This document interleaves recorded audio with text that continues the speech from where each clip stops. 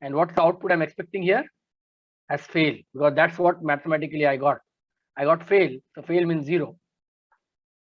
Do you understand that? 1 minute, let me look at this.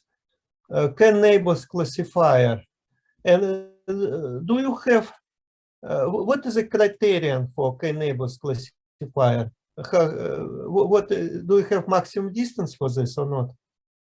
Maximum distance. What? Maximum distance means what? Maximum distance. What is the maximum distance?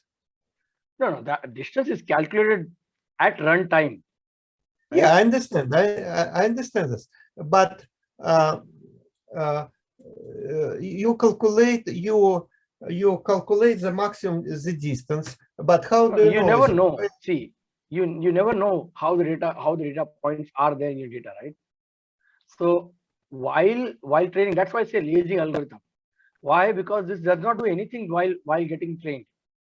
Does not do anything. Just keep the data. That's it. And when you're trying to predict, at that time you will calculate the distances. At the time of prediction, this model will calculate the distances. Otherwise, so at this point, this model will actually calculate the distance of this 37 point with every other data points. Understandable? Mm-hmm. Just one second. Okay. No, not understandable. Sorry. So yeah. Let's again from sklearn neighbors classifier. Yes. Model can neighbors classify and neighbors. So we yes. Why the 3? Let me check. It is 4, not 3. Why it was 4? It was 5. Why we have considered only 5? Because we want to check only, like while taking the distances, what we have done is we have sorted the distances that we have calculated. We have sorted the distance that we have calculated. After sorting the distance, we'll take the first 5 only. And then we will compare out of those 5, which are from category 1 and which are from category 2. See, I've also given you one example here. This one. You understand this data? Do you understand this data? So I have a new data point 37. With that point, I have calculated distance with every other point, right? Yes. So this is the D1 is the point distance. D1 is the distance from with the first point. That's 4. Yeah. D2 is distance with second point. D3 is distance for third point. D4 is distance for fourth point, right? Yeah. The fourth input. So S1, S2, S3, S4, 4 students.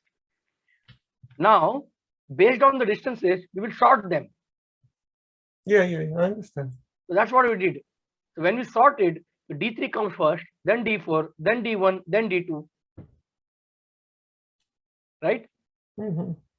You see, D4, D1, D1, D3, D4, D1, D2. Based on the distances we have calculated 3, 6, 3.6, 4, and 5.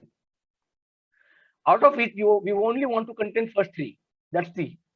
I don't want to consider the last one because I have taken the value of k as 3. And that's why the value of k is equal to 3. See? Yeah, but when if you calculate square root, how do you get so good numbers?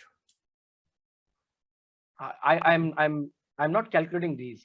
See, these numbers are being calculated based on my data. So in real time, it can be anything, right? We just need to take those numbers and sort it in ascending order. This is just an example, right? You see this? 7 minus 3 whole square plus 7 minus 7 whole square. 7 minus 3 is 4. 4 square is 16 plus 7 minus 7 is 0. So under root of 16 is 4. You understand this? Yeah. Alex? Okay. Yeah, I understand. So you calculate the distance from to every point, correct? In this set. And then you pick up 3, correct? Then I am going to sort them.